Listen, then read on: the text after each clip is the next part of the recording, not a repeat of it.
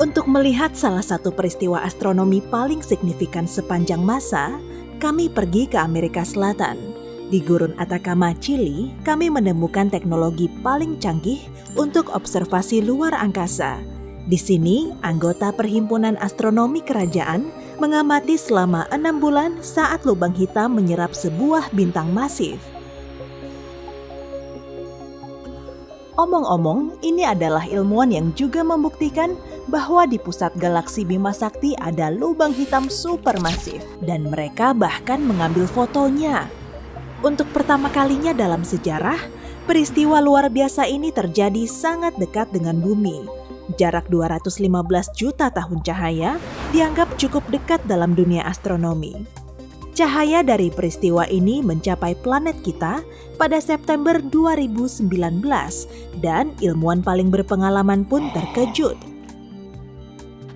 Bayangkan sebuah bintang seukuran matahari kita, lebarnya sekitar 1.390.000 kilometer. Bintang-bintang seperti itu memiliki berat yang cukup untuk menciptakan medan gravitasi kuat dan menahan banyak planet di orbitnya. Kini, mari tempatkan lubang hitam raksasa di sebelahnya. Lubang itu jelas hitam, berbentuk seperti cakram dan beratnya 1 miliar kali lipat dari bintang ini. Gaya medan gravitasinya sangat besar, tidak ada yang bisa lepas dari gaya gravitasinya. Benda yang bisa bergerak pada kecepatan cahaya akan tetap jatuh ke jurang hitam ini. Cahaya sendiri tidak bisa lepas dari batasannya. Begitu bintang memasuki medan gravitasi lubang hitam, ia tidak memiliki peluang. Pada awalnya, ia mencoba menahan tarikan lubang hitam. Namun, lapisan luar bintang mulai meregang menuju lubang hitam seperti spaghetti. Ini karena gaya tarik yang kuat. Jika kamu memiliki kesempatan untuk mengulurkan tangan ke arah lubang hitam, kamu akan melihat jari-jarimu mulai meregang dan memanjang. Ini karena gaya tarik meningkat seiring pertambahan panjang.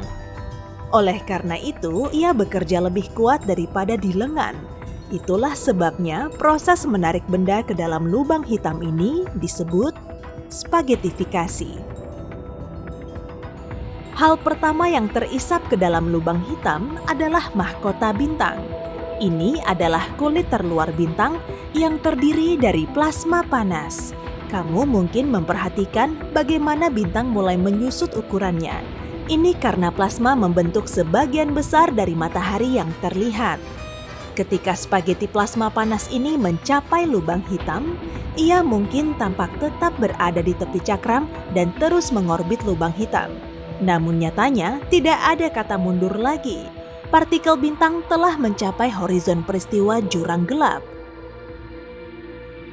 Medan gravitasi lubang hitam membelokkan cahaya di sekitar tepinya, sehingga horizon peristiwa terlihat seperti kerosong bagi pengamat.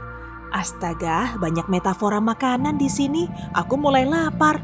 Kamu mungkin juga melihat semacam kekacauan di cincin ini, seolah-olah beberapa partikel cahaya bergerak ke satu arah dan yang lain ke arah lain.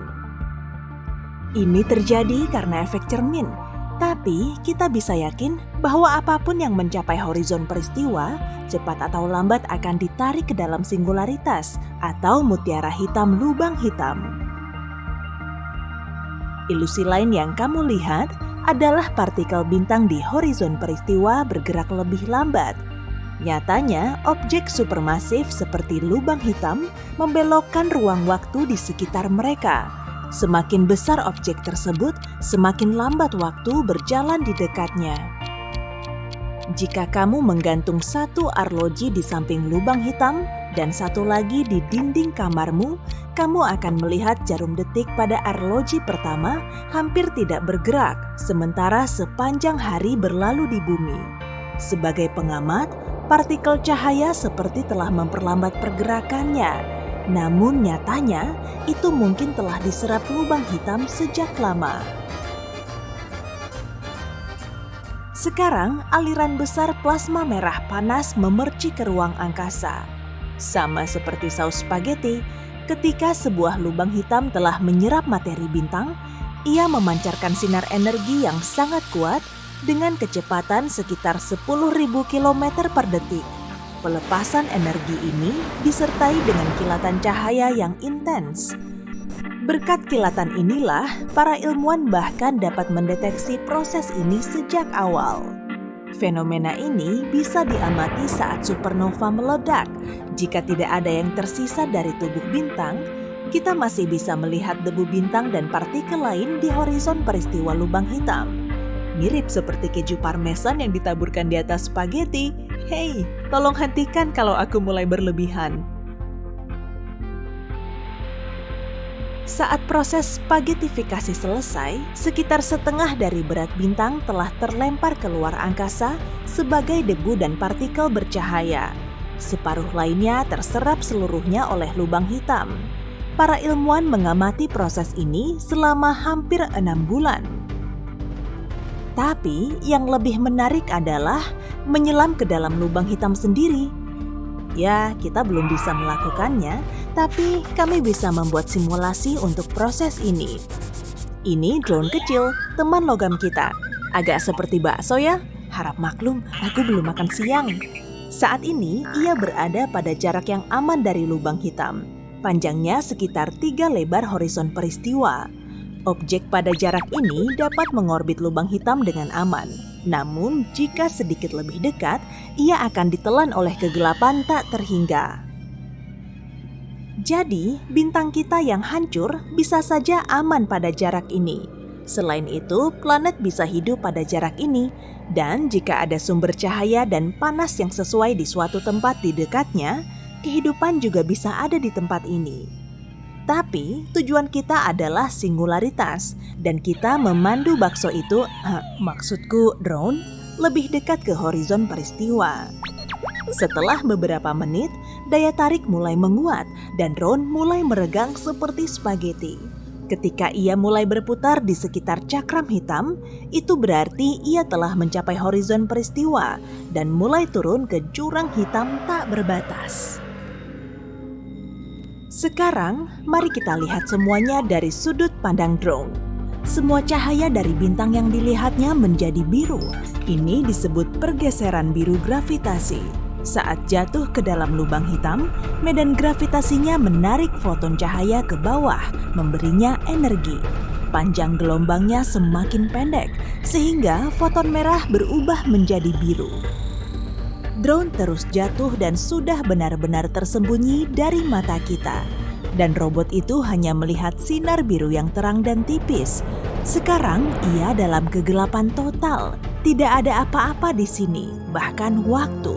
Di sini, waktu berjalan sangat lambat sehingga seluruh tata surya kita bisa menjadi tua dan lenyap selama 1 menit di lubang hitam. Tapi, drone kita akan hidup sampai baterainya habis. Hei, drone melihat seberkas cahaya lagi. Cahaya itu semakin dekat dan lebih menonjol. Sekarang, drone akan mengalami kejatuhan yang sama, tapi secara terbalik. Setelah meninggalkan singularitas, jantung dari lubang hitam, drone akan kembali berada di horizon peristiwa. Cahaya dari bintang berangsur-angsur berubah dari biru menjadi merah. Kemudian drone itu terlempar keluar angkasa, mungkin di galaksi yang jauh. Kembali dari lubang hitam hanyalah sebuah teori. Beberapa orang mengira bahwa lubang hitam adalah sejenis lubang cacing yang dapat membawa kita ke tempat jauh di ruang angkasa. Namun sejauh ini, teori-teori tersebut dianggap fiksi. Lubang hitam cukup menantang untuk dideteksi. Masalahnya adalah, warnanya hitam, seperti ruang angkasa. Lubang hitam tidak memancarkan cahaya seperti bintang, jadi ia hanya dapat dideteksi oleh anomali gravitasi. Meski begitu, para ilmuwan yakin ada banyak lubang hitam di alam semesta kita. Lubang hitam lahir saat bintang masif runtuh karena beratnya sendiri. Dan mengingat jumlah bintang yang tak terbatas di alam semesta, lubang hitam mungkin merupakan fenomena umum. Ilmuwan percaya lubang hitam memiliki masa hidup sendiri. Ini karena radiasi Hawking. Lubang hitam kehilangan masanya, jadi untuk terus ada, ia harus menyerap benda-benda besar seperti bintang yang baru saja kita lihat. Namun, jika lubang hitam hidup di luar angkasa, penyerapannya lebih sedikit dan kemungkinan besar akan mulai menyusut sampai menghilang begitu saja. Seperti sepiring spaghetti ini.